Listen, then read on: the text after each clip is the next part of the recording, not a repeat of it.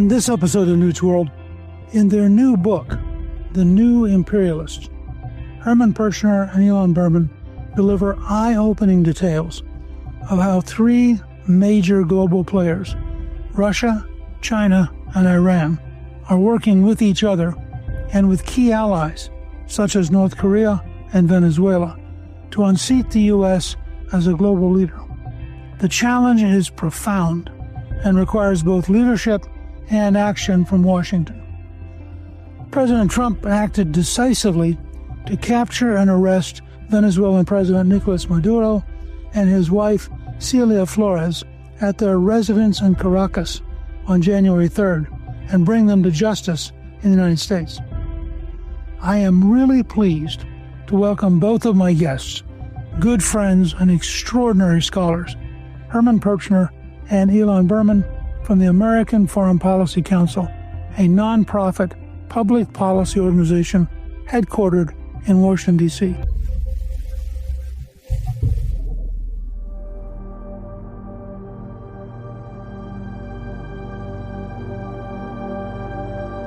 Herman and Ilan, welcome and thank you for joining me on Newt's World. Pleasure to be with you as always. Thanks so much for having us. We ought to start, I think, working our way back into the thesis of your book with the most recent events in Venezuela, because for a very long time, as you know, Venezuela was a very prosperous, very stable country. Then Hugo Chavez came along, and at his death, he was followed by Maduro, and suddenly you're in a different world, both in domestic terms and in terms of their international behavior.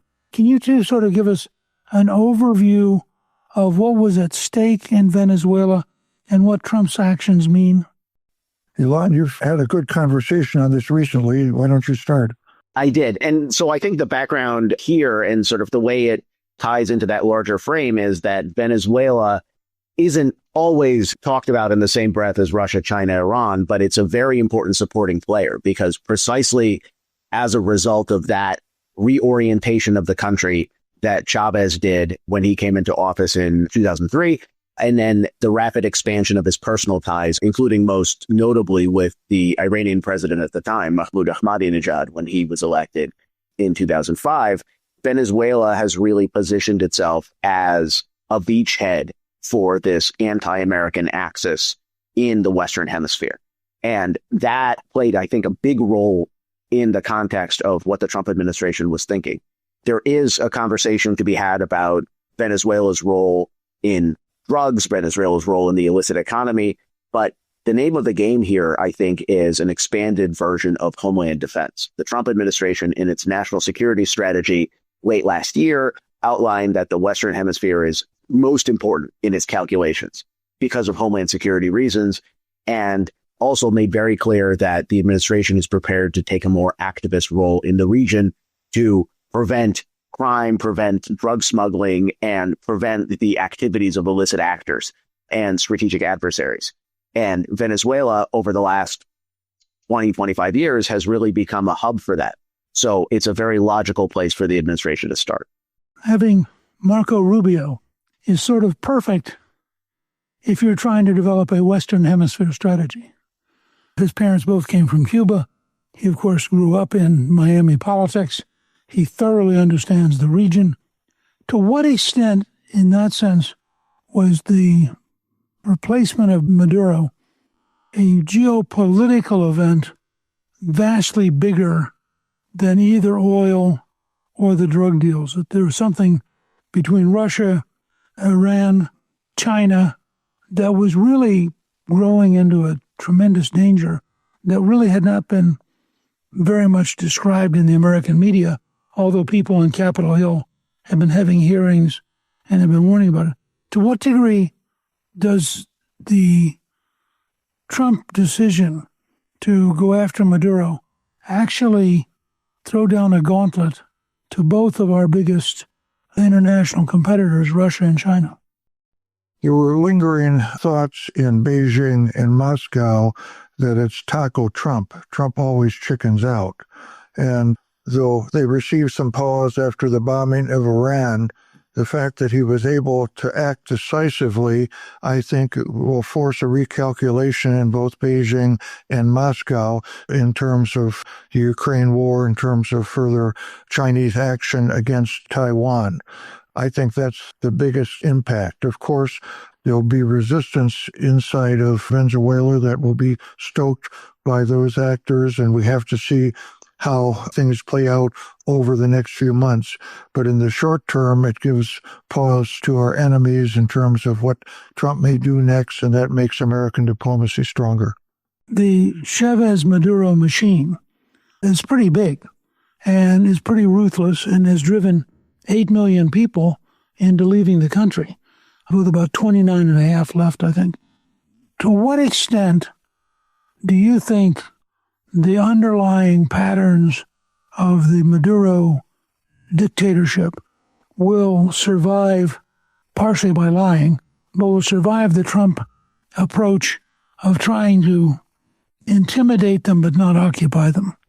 Well, I think it remains to be seen, precisely because, as you point out, this is a large edifice. This isn't just one leader or a small cadre of people. This is a state that has been structured and wired for this sort of anti-American cooperation with Russia, with China, with Iran. And so Secretary of State Marco Rubio, over the weekend on Meet the Press, when he was asked about how the administration was thinking about Venezuela, he made clear that he thinks, and the president thinks, that this is much more of a criminal enterprise than it is a state. But those same rules attach now. If you tackle a criminal enterprise and you simply remove the head, the boss, the don, whoever it is, and the enterprise remains intact, it can still do nefarious things. So the real challenge, as I see it for the administration in the weeks ahead, is look at Venezuela not simply as a leadership replacement strategy, but also understand that it's the regime itself that was facilitating cooperation, facilitating tech and energy transfers, facilitating passports for terrorist elements, for elements of Iran's clerical army. Things like that are deeply entrenched in the system, and our success is going to be measured by whether or not we can reap that out as well. The question is, how successful will the Trump administration's negotiations with Maduro's number two be? I think the sentiment is, if the foreign actors, the Cuban military troops are kicked out, if oil is resumed to production and American interest in the oil companies are reinstated, maybe you can deal with elements of that regime. But as Ilan said, it's not clear how this will play out at this point. Yeah, I have to ask you also, Herman, given your extraordinary knowledge of Russia, were you surprised at their effort at reflagging the tanker and then running a bluff with the submarine and then collapsing so decisively? Well, when Russians are on the ropes, especially KGB, they try to be even more threatening right before they cave. And I think the massive missile attack on Kiev last night and Lviv, sending the submarine to shadow the tanker, these are all signs of pressure being felt in Moscow. An interesting question is, though, what is on that tanker, this rusted-out tanker that justified the deployment of a nuclear submarine? And I think it'll be very interesting to know what they were carrying and what our people found now that the tanker's been boarded and is under American control. I'm assuming, because the Russians have had a military advisory group in Venezuela, I'm assuming that forcing them out would be one of the early goals of the Trump administration. I think so. And I think even more so than the Russians. I mean, that's certainly a goal, but precisely because, as you know, personnel is policy. One of the issues that Marco Rubio, the current Secretary of State, when he was still a senator, was very focused on was the connection between the Venezuelan regime and Iranian penetration into the Americas. So there's concern about Russia, certainly, but I think there's a generalized sense, if I can sort of impute from my conversations, there's a generalized sense that Iran is the more immediately active actor, because Iran is moving around in Latin America, not just as a state, but also through its proxies, groups like Hezbollah, which are leveraging the very robust Lebanese diaspora communities that exist across the Americas. And so Russia is certainly a focus, but I think Iran is a more urgent one. I read a report that the Iranians actually had reached an agreement to build a factory for drones that could have reached South Florida. That struck me both as really unwise on the part of Venezuela, but, I mean, that would have been a genuine threat if they had been able to complete that. And by the way, I think it bears noting because not nearly enough people know this. It's sort of been memory hold and we don't really talk about it anymore. But between 2005 and the end of last decade, there were no fewer and probably more than 3 Iranian-inspired, sponsored attacks originating in Latin America that attempted to carry out terrorism in the U.S. homeland. There was a Iranian-inspired plot in 2007 to mobilize a Guyanese national to blow up the fuel tanks underneath JFK Airport in New York. There was that famous attempted assassination by the IRGC working through proxies of the Saudi ambassador to the United States at the time at the restaurant Cafe Milano here in town. And the same year, there was an attempt that was thankfully thwarted by Iranian and Venezuelan diplomats working jointly to carry out cyber attacks on critical infrastructure nodes in the United States. These were all thwarted, these were all apprehended, but it really gives you a flavor of the fact that Iran, at least, thinks about Latin America not just as an area of economic opportunity, but as a potential staging ground.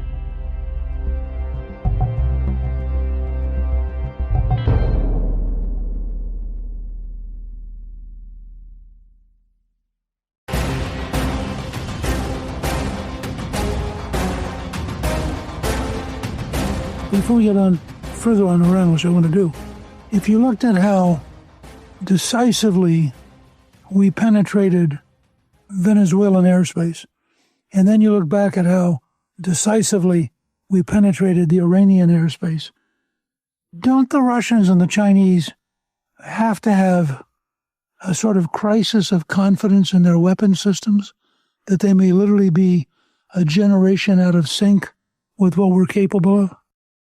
Well, I think Russian arms sales are not in a bullish position worldwide because everybody's noted the problems. An interesting fact came to my attention recently. In 3 days, the Ukraine-Russian war will have gone on longer than the Great Patriotic War, which is the Soviet Union's name for World War II. In World War II, in that period of time, they went from Operation Barbarossa to the Brandenburg Gate. And what have they done against little Ukraine? 1% of the territory in the last year. So Russian arms are not seen to be up to snuff, and Russia militarily is seen to be a bit of a paper tiger. Now, to what extent does the dominance of the American air systems, you have to give Xi Jinping some caution about trying to cross the Straits of Taiwan? Well, I think the lessons of American air defense and Ukrainian drones are causing a rethink in Beijing. But I do note, as we've documented in the book, that Beijing has become ever more aggressive in dealing with Taiwan in terms of invading their defense zone, their airspace, and the number of incursions continue to go up dramatically, and some people are thinking a blockade of Taiwan may be possible. But again, these recent activities by the Trump administration will cause a rethinking, and we'll see how that affects actual activity. I actually thought the recent 2-day exercise was virtually everything they would have to do to set the stage for an attack. On the other hand, at some level that must occur to them that if we could achieve the same level of dominance over the Taiwan area that we've now achieved over Iran and Venezuela, that the second day of the attack might be really bad. But let me go to your point, which I think is at the heart of this book. And I also want to ask you, before we get totally into the book, you have a brand new publication that you are developing that I think people need to be aware of. And it's part of the extraordinary work that you do at the American Foreign Policy Council. Could you describe your new publication, why you're doing it, why people might want to subscribe and be part of it? This is all me because I'm heading up the project. But Thank you for the advance promotion. Always good to get the word out. The idea that we had, and we've been gestating this for a couple of years, is the fact that as the American political environment and as American thought on national security and foreign policy, unfortunately, becomes more and more partisan, it also becomes more and more siloed. People read the publications that agree with them. You get confirmation bias. People don't read as widely as they should. And people in positions of power aren't really hearing the compelling arguments that they need in order to make decisions properly. And so out of that was born this idea of planting a flag and launching a new journal, a new quarterly journal of ideas that would look at the foreign policy and national security space and talk about it in the context, talk about emerging issues and really consequential global trends in a way that really unifies a lot of the voices and really brings out a lot of the voices that aren't as loud or as prominent as they should be right now. And talking about how regions are connected globally, what trend lines are consequential for decision makers in Washington. And so the publication is called Statecraft and Strategy. The first issue comes out in March, in the spring. And it's going to feature not just a collection of articles on a specific theme. The first issue is going to cover counterterrorism strategy, but it also features decision makers and statesman interviews like with yourself, right? Thank you for sort of sitting with me for that first interview, but also something that frankly isn't really captured in the way the Congress in particular is interacting with the world, which is, if you've noticed, Congress tends to travel. I mean, they still do congressional delegations, but they tend to travel less than they did when you were in the chamber. And as a result, a lot of the insights that they would otherwise get from on the ground where it actually matters are really lost. So one of the features that we've developed in the journal, which I think will really be super interesting for people in positions of power, is a global perspective where you have contributions from officials or from leading subject matter experts in various regions, whether it's Asia, the Middle East, or Europe, essentially talking about ground level insights, whether it's from Warsaw, Poland, or from Tel Aviv, Israel, or wherever it is, what they're seeing that is missing in the larger discussion. You have a new book, The New Imperialist, which is essentially arguing that there's a network of people who are trying to reorganize the world into an anti-democracy, anti-freedom, authoritarian collective. It's a collective looting organization that doesn't fit normal political science models. At the same time, you now have this brand new publication coming out. To what extent will your new publication be informed by or shaped by this global sense of the competition between free societies and these new imperialists? I think that's precisely the sweet spot. One of the things that we wrestle with a lot at the American Foreign Policy Council is the fact that we're looking at different portfolios. Herman, he's been to Russia more times than Russians at this point. I spend a lot of time in the Middle East and in Africa, but the extent to which there's connective tissue between these different regions and having a global view of these different conflicts, whether it's Chinese intentions against Taiwan or Russian predation on Ukraine. We'll have to wait and see what happens with Iran, but the Islamic Republic traditionally has thought of itself as the geopolitical center of gravity in the Middle East. How these countries move around in their respective regions has bearing on what the other players do as well. So I think it's very useful to have that 60,000 foot perspective where we're actually looking at everything that's moving around. And so I think the journal is going to try very hard to bring that out. And I think you're onto something if you think of them as sort of the next wave of imperialism. But in a tricky kind of area, talk to me about how you see what Trump is trying to achieve in Greenland, because in some ways it has a little sense of imperialism itself.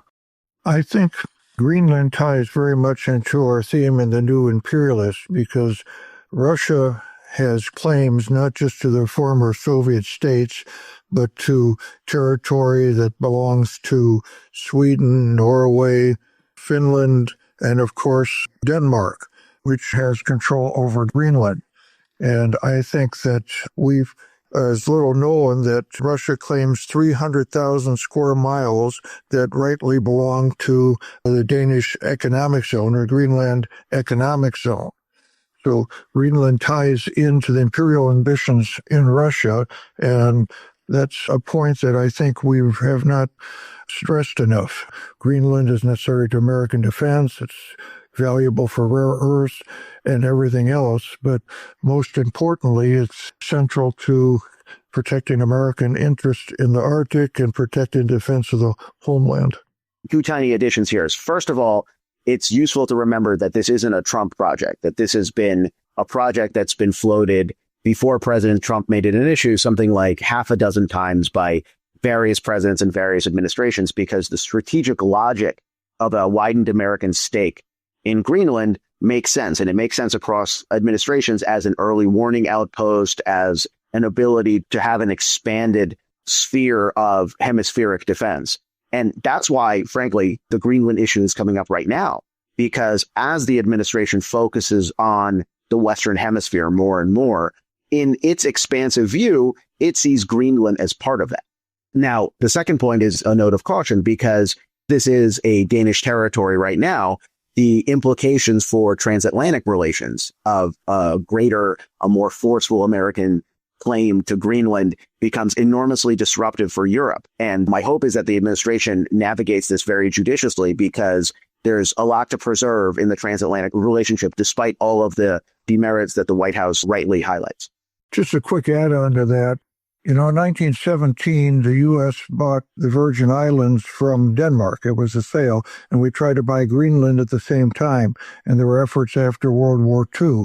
So no matter the decade or the administration, Greenland has been seen central to American interests, and it's more so now than ever before because of technological advances that makes a forward defense more necessary.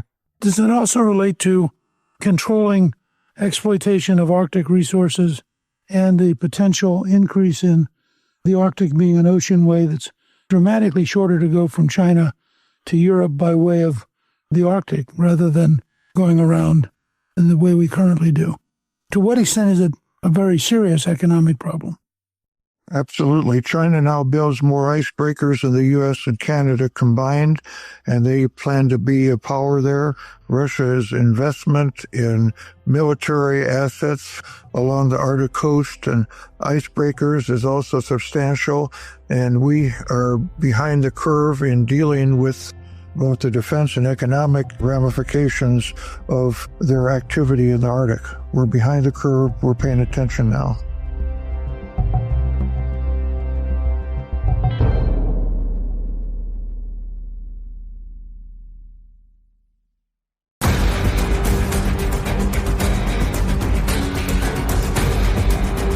The number of places where the Trump administration is trying to fill the gap that had been left by a generation of neglect. I mean, not just the Biden administration, but a long period where the bureaucracies had just tolerated decay. There's an astonishing amount of work underway trying to sort all this stuff out. I find I have to spend about 3 hours a day just trying to figure out what's going on. I mean, I've never seen anything like it. Well, there's certainly a lot going on. And to the point of the conversation we were having earlier, it's not that there's a lot going on and it's not connected. We try to draw this out in the book to the extent that we can, but the type of activity that you see China carrying out in the Indo-Pacific, the type of activity that you see Russia engaging in terms of influence, in terms of political meddling in Europe, these all have bearings on one another. They're essentially stress testing strategies that might work in other theaters. And that's why you see this very ominous convergence. There's another thing which I think is really important. It's what's sort of the driving engine behind the type of cooperation between Russia, China, and Iran that you're seeing. And it's why, Newt, it's why you're spending so much time focusing on sort of what's happening globally. It's because these imperial drives are, at least for the moment, they're complementary. Nothing that China does in the Indo-Pacific is really going to keep the Iranian Ayatollahs up at night. Nothing that Iran, if it survives the current bout of protest, that Iran does in the Strait of Hormuz is necessarily going to be fundamentally destabilizing to Russia. Now, these things may change. There are areas of contestation. Famously, Russia and China I would argue, right, late at night, if they had enough to drink, Russian and Chinese officials would disagree over the disposition of the Russian Far East. They would disagree over the disposition of Central Asia. But those are battles for another time. Right now, there's much more commonality and convergence than there is divergence.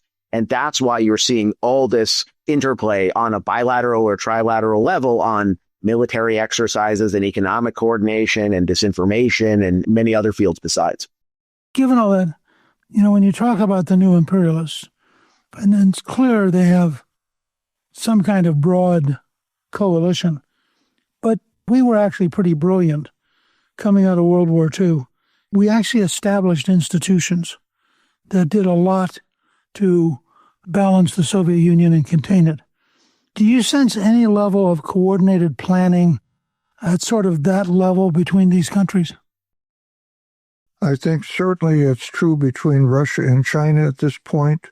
They've concluded numerous agreements, and we have no idea what the secret protocols are, but they're increased weapons sales, China's very aggressive support of Russia in the war against Ukraine, the question of working together with Iran to avoid sanctions, coordination of information warfare. All that is gradually, I think, being formalized as opposed to something that began as ad hoc operations. And the flip side of that is in between the United States and America's allies in the West, there's less cooperation than is desired. There's less attention. And I was struck. I was recently in Lithuania and I got a briefing by the NATO forward deployed commanders there. And they told me an astounding figure. They said that as of right now, if there was another sort of an expansion of the conflict beyond Ukraine to NATO's eastern flank, it would take the alliance in extremis 45 days to bring battlefield kit from the west of Europe to the east of Europe. Obviously, this is an unacceptable position. We're rounding on the 4th anniversary of the war. We're about to enter the Ukraine war's 5th year. And the fact that this is still the state of play, and Europe is now mobilizing to do better, but it's still going to take a year or two to widen tunnels, to harden roads, to sort of to build infrastructure, and it's going to cost a lot of money. The fact that we're still in this state of disarray right now speaks volumes about the lack of seriousness that at least some countries still have towards this broader conflict. And frankly, it's emboldening. If you're Vladimir Putin and you look at European mobilization, you may think that despite all of your current difficulties in Ukraine, you may think that there isn't really enough muscle or enough, even more importantly, enough political will to stand against you. I think there's a very real danger that, somebody told me the other day that if you look at their main battle tank production, far more of it goes against Finland and Poland than against Ukraine. He has not drawn down his capabilities against the West. He's been using other aspects of the Soviet military or the Russian military to go against Ukraine and has not mobilized all the stuff he could do if he was willing to back off from threatening Finland and the Balkan states and Poland. I don't know how accurate that is. Well, part of the reason there are not so many tanks on the front with Ukraine is Ukrainians have been knocking them out with drones. There hasn't been a successful tank attack regardless of numbers, and at the beginning there were a lot of numbers against Ukraine. Ukrainian drones are knocking them out. So I think that's the big lesson there. Having said that, you have still in Russian circles some very disturbing ideas. What if the Russian army went 10 kilometers into any or several of the Baltic states? We're not capable of stopping that advance. And do we go to war over that? And if we don't protect the territorial integrity of the Baltic states, what happens to NATO? And how does it escalate? There are other scenarios where limited Russian military activity is used against NATO partners with expectation that NATO's not ready for war. Just to add one thing there, because I think that's absolutely right. NATO is not ready for war, and NATO's especially not ready for the new type of war that the Russians are waging, because NATO was built around the idea of conventional warfighting and collective defense. NATO has not yet developed a serious doctrine that works across domains to deal with the type of hybrid warfare and gray zone warfare that the Russians are employing. because this is Russian aggression below the threshold of escalation. These are sabotage operations. These are internet shutdowns. These are the targeting of electrical infrastructure, things that NATO, at least conventionally, has not been postured to deal with. Cyber attacks, disinformation. And so NATO really needs to develop a new doctrine because it has a new mission. It has a new mission to create alliance solidarity and reassure its members. There's not this one trigger that's really going to kick off a land war in Europe. That's not how the Russians are playing these days. And so NATO has to figure out what the new groove is. Yeah, I mean, we sort of have a permanent Cold War underway that involves a lot of things we're not used to. You mentioned cyber attacks and shutdowns. I was very struck in the last couple of days, the Iranian internet system came down, not because of outside interference, but because the dictatorship wanted to stop people from coordinating their demonstrations. How serious is the current level of demonstration in Iran, and what should we do?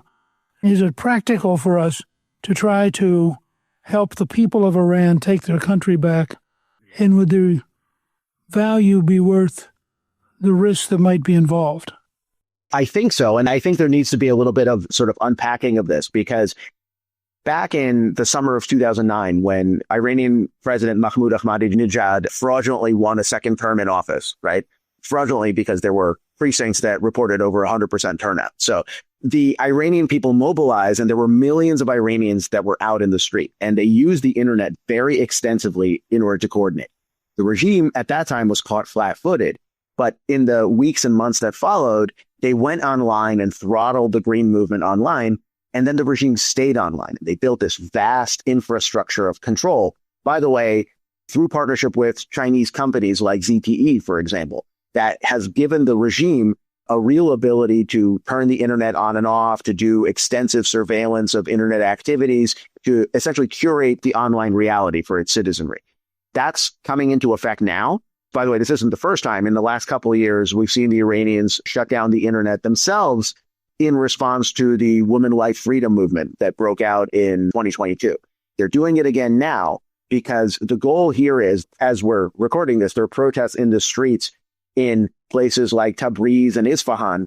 But the regime's goal is to make sure that these protests don't link up, that these protesters in one place don't coordinate with others. And that requires shutting down the way that they're communicating. And that's sort of where the focus is.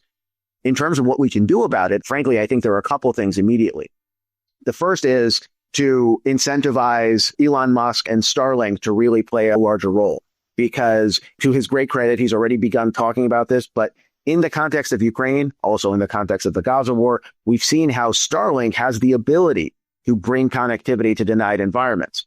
And so using Starlink not just as a commercial tool, but as a geopolitical tool for American objectives is, I think, very logical. It has a lot of potential. And so my hope is that the administration leans into that.